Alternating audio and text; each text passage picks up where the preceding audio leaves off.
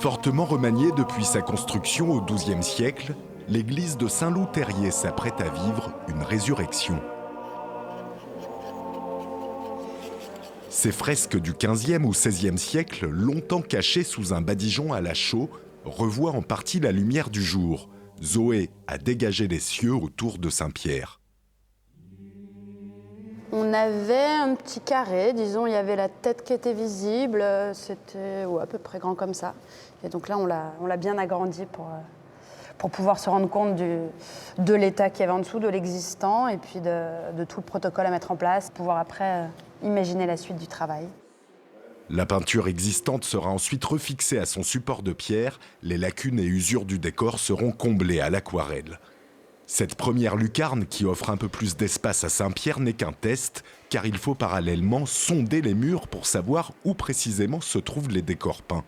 Ça consiste à ouvrir des petites fenêtres, c'est ce qu'est en train de faire Hélène, des petites fenêtres au scalpel pour comprendre la superposition des différentes campagnes décoratives dans cet édifice. L'équipe de conservatrices et restauratrices a ainsi repéré des peintures plus anciennes encore au-dessus de la corniche et mis au jour un blason dans un bas-côté.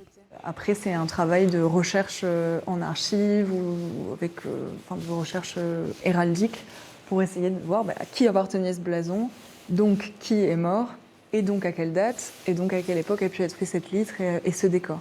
Ce premier état des lieux n'est qu'un préliminaire et comprend aussi un diagnostic structurel du bâtiment. Vous voyez, on devine des fentes, des fois il y a des chutes, et derrière on voit que ça bouge. Résultera de cette étude un devis pour entreprendre une restauration complète, fresques comprises. Je pense qu'il y a quand même une première étape, c'est la structure, et puis engager les fresques autant que possible. C'est mon challenge, on va dire, de retraité, entre guillemets. À l'issue de son mandat, le maire compte poursuivre ce projet à travers une association et trouver les fonds qui permettront de faire à nouveau parler les murs de l'église de Saint-Loup-Terrier.